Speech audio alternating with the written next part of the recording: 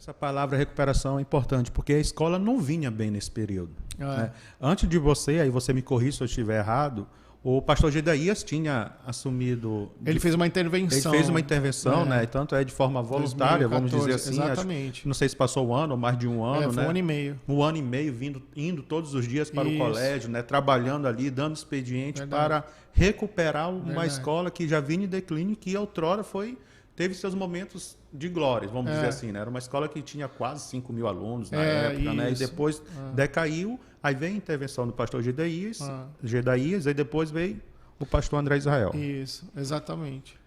Quando você recebeu esse convite, né? É bom deixar claro também que tem uma convenção, né? Tem uma comissão que avalia, que te cobra os resultados, que você presta conta para ela, né?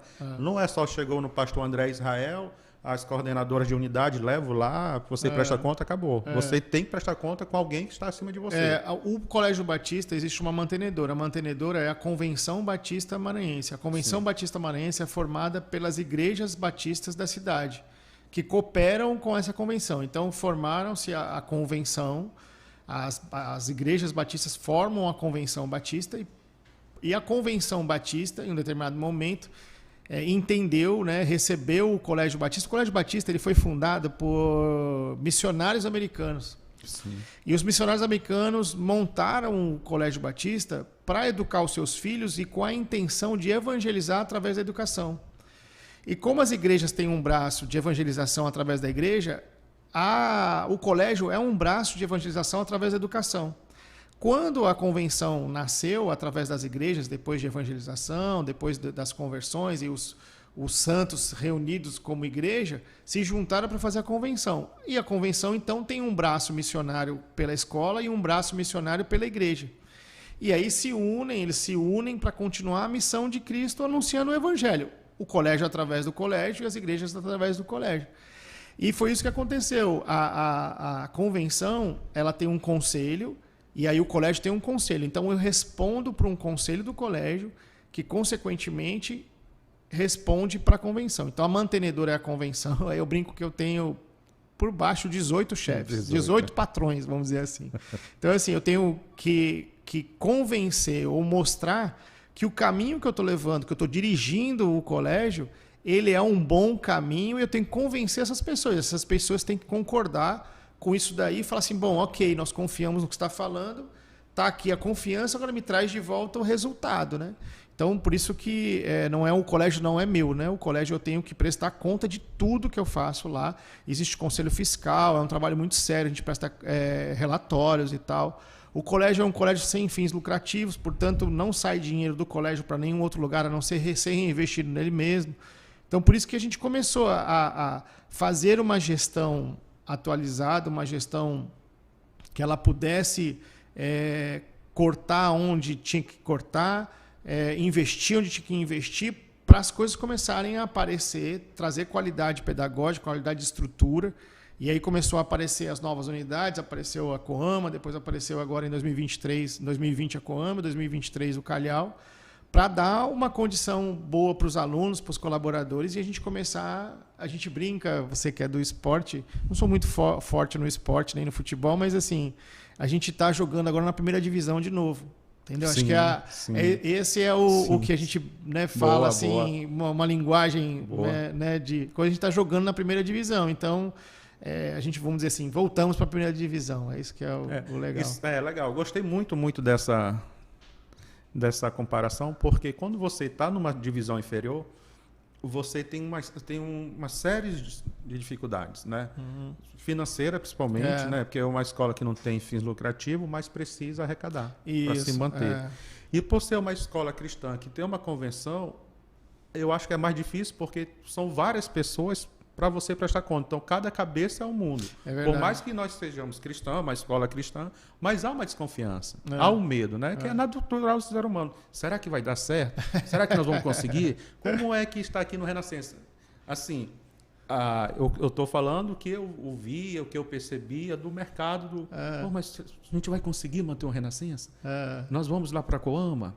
Como foi? E nós vamos para o Calhau? Quando foi que você teve essa visão. Não, nós vamos porque vai dar certo, eu vou conseguir. Quando eu falo Colégio Batista. Sim, assim, não, não e falando assim, só da sua pessoa. Não, e sempre que eu falar, às vezes, no singular aqui, eu preciso também já aproveitar e reconhecer que, assim, eu não trabalho sozinho. Primeiro Deus, obviamente, e assim, a equipe está comigo, Deus tem acrescentado pessoas na equipe, a confiança da convenção, do próprio conselho também, eu não posso deixar de reconhecer todos que acrescentam, assim, todos que trabalham comigo sabem que eu não atribuo a primeira glória a Deus e assim, a equipe que tem juntado, Deus tem permitido, né? Mas eu, como líder, posso responder por eles e dizer, Tadeu, é uma coisa assim, quem conhece a Bíblia, é um milagre atrás de milagre, assim, é uma coisa assim que Deus não deixa ninguém atribuir a glória para si mesmo. É impressionante. Sim, claro. Porque assim, é uma coisa que ninguém pode dizer, porque é milagre atrás de milagre. Eu vou tentar resumir para você poder entender o que Deus fez e não vem de mim. É uma coisa dele mesmo e ele resolveu e ele tem permitido acontecer. Quando eu entrei no colégio em 2015, lá em agosto de 2015, eu entrei em 2015 em agosto, praticamente no final do ano. Então, de agosto até dezembro, eu não fiz praticamente nada. Sabe o que eu fiz? Eu entrei na escola, eu chamo de chão de escola, eu desci da cadeira de diretor-geral, todo mundo sabe, o Colégio Batista é muito tradicional, principalmente no João Paulo. Eu fui para o chão, eu fui entender tudo. Eu entrei em cada buraco daquela escola, tanto no Renascença quanto no João Paulo. Eu estava na porta, eu estava conversando com todos e tal. Desde o porteiro até tudo, professores, tudo. Para quê? Para tentar entender, fazer um diagnóstico do que tinha acontecido com essa história que você falou agora há pouco. Um colégio que na década de 70, 80, 90, tinha lá 4, 5 mil alunos e tinha perdido seus alunos, e eu queria entender essa dinâmica. E qual foi o diagnóstico que eu cheguei, que Deus me deu? Primeiro, nós tivemos um colégio, a matriz num bairro, onde o bairro envelheceu, o bairro virou comercial, e um bairro de difícil acesso, um bairro onde todos se deslocavam para trazer seus filhos para lá. Eu lembro, minha esposa, Natasha, por uma jesuicidência, ela é ex-aluna do colégio. Ela falava para mim, André, onde eu morava, na hora do colégio, o ponto inteirinho tinha 20, 30 crianças lá, sei lá, um monte de crianças para pegar um ônibus. O ônibus enchia praticamente. Diz que vinha, não ela relatando, outros ex-alunos relatando que vinham ônibus cheios do Quatrac, só de alunos do Batista, praticamente, só para ir para o João Paulo. Então, era um cenário diferente naquela época. Então, o que aconteceu? As escolas começaram a abrir nos bairros, a locomoção dentro da cidade mudou, a cidade começou a crescer, fizeram a ponte que liga a cidade velha à cidade nova, que é a ponte, acho que se não me engano, José Sarney, que liga o centro velho, né, o Francisco ali, a Ponte São Francisco, a famosa Ponte São Francisco. Então, assim, depois que liga essa ponte, e que muda todo o comércio, todos os ricos daquela cidade, da parte de João Paulo, centro João Paulo, Filipinho, Monte Castelo, mudaram para lá. E a gente não foi. Então, resumindo, eu fiz essa leitura e falei, então, o que nós temos que fazer? Nós temos que ir para o outro lado da cidade. Nós não poderíamos ter ficado lá atrás, no João Paulo, sendo cozidos numa panela ali, e aí fomos perdendo aluno. Aí é lógico, abre outras escolas foram abrindo, boas escolas, inclusive, foram abrindo. Isso vai tirando aluno. Resumindo, qual é o nosso plano hoje, Tadeu? E aí você está falando, como é que você teve essa ideia e tal? Nós fizemos, e todo mundo tem um monte de coach, ou alguém talvez esteja olhando, ou você vê lá nas redes sociais assim, não conte os seus planos, né? Sim, assim, não conte, não fale, tal. Eu faço tudo ao contrário. O segredo cara. O segredo do sucesso, né? Não conte, tal, né? É isso aí que eu quis falar. Né? É isso aí mesmo. Cara, e assim, eu faço tudo ao contrário. Por quê? Porque eu entendo que isso que Deus deu, essa visão e esse plano, é de dele. E Deus deu esse diagnóstico, deu esse plano para a gente e ele está executando. E eu vou abrir aqui para você porque eu conto isso, porque eu entendo que não tem problema os outros copiarem ou tentarem atrapalhar, enfim, porque é o plano de Deus. Eu vou te contar. Nós fizemos um mapeamento na cidade. Nós literalmente desenhamos na cidade um círculo, no mapa mesmo. Sim. Desenhamos um mapa.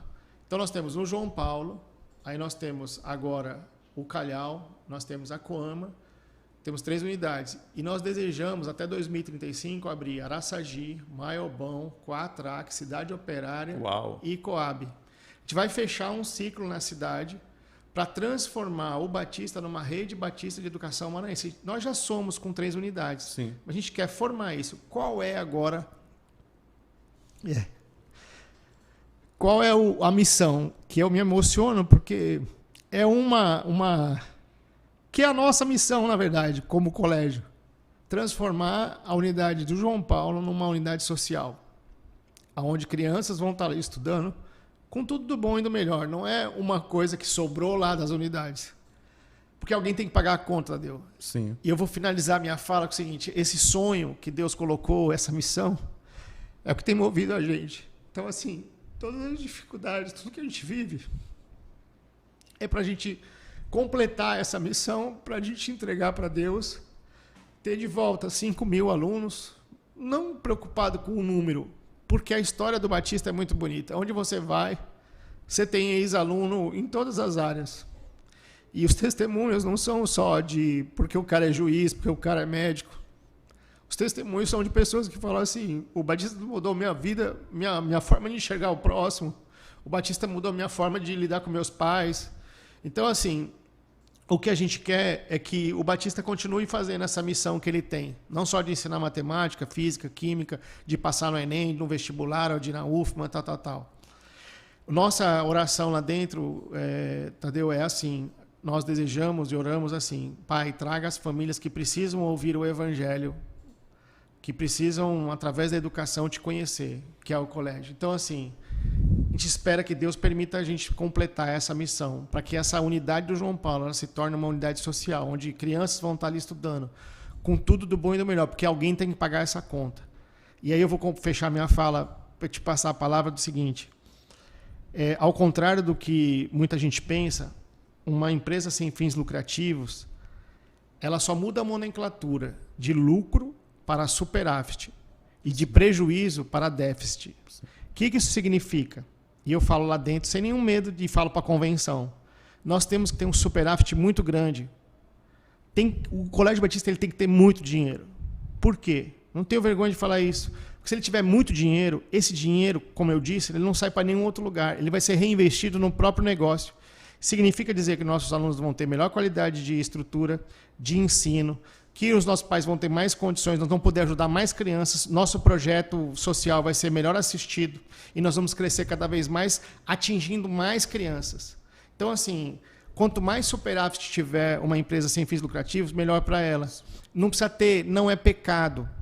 Não é pecado você ter superávit. Fazendo com idoneidade, com respeito, com ética, não tem problema nenhum. Então não tem que ter essa coisa assim, não, o colégio tem que ser pobre, tem que ficar remendando as coisas. Não, tem que ter qualidade, tem que ter um móvel bom, tem que ter uma televisão boa, tem que ter uma internet boa, tem que ter tudo do bom e do melhor. Mas para isso precisa fazer uma boa gestão, cobrar um preço justo, um preço que todos possam pagar, enfim, aí fazer uma gestão adequada. É isso que é o nosso sonho hoje, entendeu?